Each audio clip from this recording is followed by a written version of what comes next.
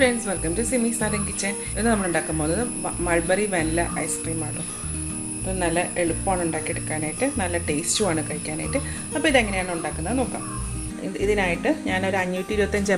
a packet of pal. Full fat in the pal. This is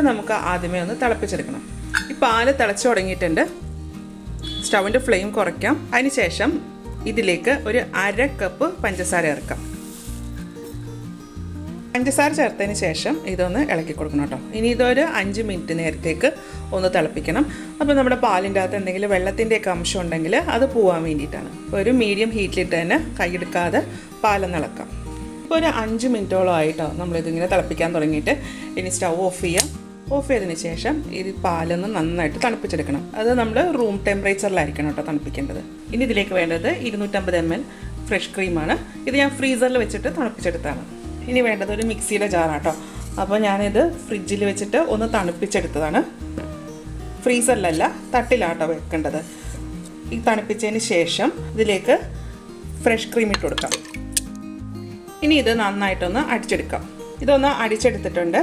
ഇനി ഇതിലേക്ക് നമ്മൾ പാല് തണുപ്പിക്കാൻ വെച്ചിട്ടുണ്ടായിരുന്നല്ലോ, ഇതിപ്പോൾ റൂം ടെമ്പറേച്ചറിലുള്ള പാലാണ്. ഇതിനെ മിക്സിയുടെ ജാറിലേക്ക് തന്നെ മാറ്റാം.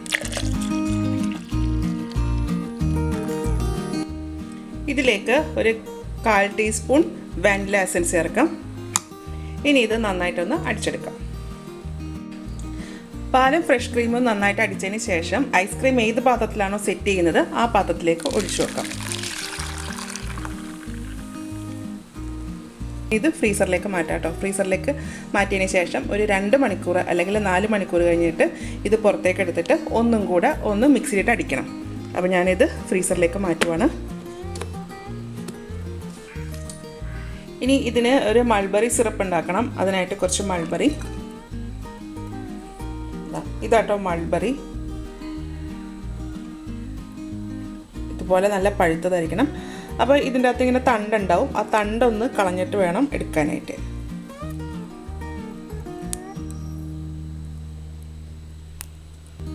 ഇത് മൾബറി കഴിക്കുന്നത് ഒത്തിരി നല്ലതാട്ടോ. മൾബറിക്കകത്ത് ഒരുപാട് അയൺ കണ്ടൻറ്റ് അടങ്ങിയിട്ടുണ്ട് കേട്ടോ. ഇത് ഏകദേശം ഒരു 1/3 കപ്പോളം ഉണ്ട് കേട്ടോ. ഇത് സ്റ്റവ് ഓൺ ചെയ്യാം. ഇത് നമുക്ക് ഒന്ന് വേവിച്ചെടുക്കണം.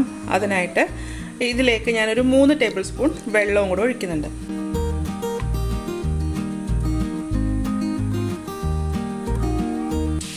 മൾബറിയിൽ ഒഴിച്ചിരിക്കുന്ന വെള്ളം തിളച്ചിട്ടുണ്ട്. സ്റ്റൗവിൻ്റെ ഫ്ലെയിം നന്നായിട്ട് കുറയ്ക്കാം.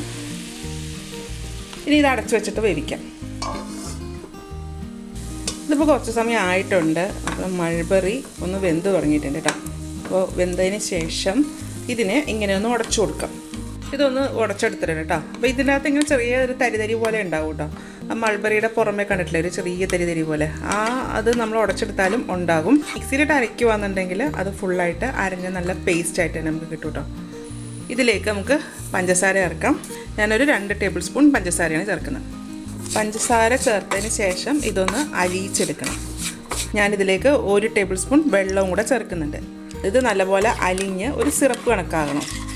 അപ്പോൾ നമ്മൾ ചേർത്തിരിക്കുന്ന പഞ്ചസാരയും നന്നായിട്ട് അലിഞ്ഞിട്ടുണ്ട് കേട്ടോ. ഇത് ഒറ്റനൂൽ പരുവൊന്നും ആകണ്ട, ജസ്റ്റ് ഒന്ന് പഞ്ചസാര അലിഞ്ഞാൽ മാത്രം മതി കേട്ടോ. മറ്റേ ഒറ്റനൂൽ പരുവൊക്കെ ആവുകയെന്നുണ്ടെങ്കിൽ ഈ സിറപ്പ് ഒന്ന് കട്ട് ചെയ്ത് പോകും. നമുക്കിതൊന്ന് ഇതിൽ ചെറിയ അംശങ്ങളൊക്കെ കിടപ്പുണ്ട് കേട്ടോ ഈ മൾബറിയുടെ. അത് കുഴപ്പമില്ല. ഇതിപ്പോൾ നന്നായിട്ട് തിളച്ചു. നമുക്ക് സ്റ്റവ് ഓഫ് ചെയ്യാം.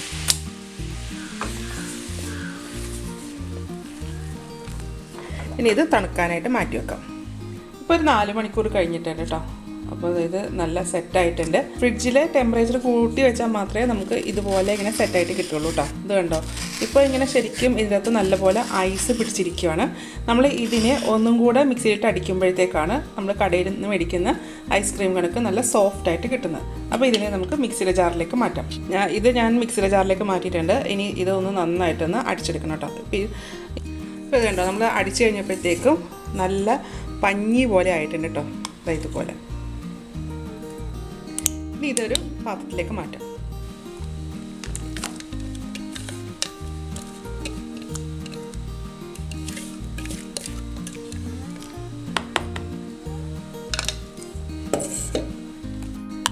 ഇനി ഇതിലേക്ക് മൾബറി വേവിച്ചത് ഇട്ട് കൊടുക്കാം കേട്ടോ. അതിനുശേഷം ഒരു ടൂത്ത് പീക്ക് വെച്ചിട്ടോ അല്ലെങ്കിൽ എന്താ പറയുക സ്ക്യൂറോ വെച്ചിട്ട് ഇതുപോലെ ഇങ്ങനെ ഒന്ന് സ്പ്രെഡ് ചെയ്ത് കൊടുക്കാം കേട്ടോ. ഞാനിതിലേക്ക് ഫുള്ളായിട്ട് മൾബറി സിറപ്പ് ഇട്ടിട്ടില്ല കേട്ടോ, ഇത്രയും ബാക്കിയുണ്ട്. മൾബറി ആകുമ്പോൾ നല്ല കളറാണ്. ഇതുപോലെ ഒരു 8 മണിക്കൂർ നേരം ഇത് ഫ്രീസറിലേക്ക് മാറ്റാം. അപ്പോൾ അടുത്ത ദിവസമാണ് നമുക്കിത് തുറന്ന് നോക്കാം.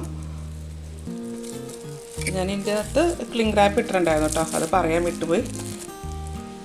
നമുക്കിത് സ്കൂപ്പ് ചെയ്തെടുക്കാം. ഇത് കാണാൻ നല്ല ഭംഗിയുണ്ട്. നമ്മൾ ആ മൾബറി ഇങ്ങനെ ഇട്ടിരിക്കുന്നുണ്ട്. ഇത് സ്കൂപ്പ് ചെയ്തെടുക്കാം.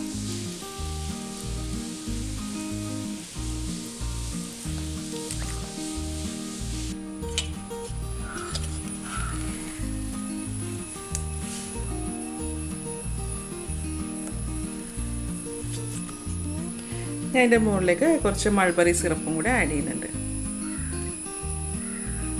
ഇപ്പോൾ മൾബറിയുടെ സീസണല്ലേ, അപ്പോൾ മൾബറി കിട്ടുകയെന്നുണ്ടെങ്കിൽ ഇതുപോലെ ഒന്ന് ഉണ്ടാക്കി നോക്കൂട്ടോ, നല്ല ടേസ്റ്റാണ് കഴിക്കാനായിട്ട്. അപ്പോൾ ഇതുണ്ടാക്കി നോക്കിയിട്ട് ഇതിൻ്റെ അഭിപ്രായം എൻ്റെ കമൻറ്റ് ബോക്സിൽ ഇടുക. എൻ്റെ ചാനൽ ആദ്യമായിട്ടാണ് കാണുന്നതെങ്കിൽ സബ്സ്ക്രൈബ് ചെയ്യുക. വീഡിയോ ഇഷ്ടമായിരുന്നുണ്ടെങ്കിൽ ലൈക്ക് ചെയ്യുക, ഷെയർ ചെയ്യുക. അപ്പോൾ ഇനി അടുത്ത ദിവസം അടുത്ത റെസിപ്പിയുമായി കാണാം. Thank you.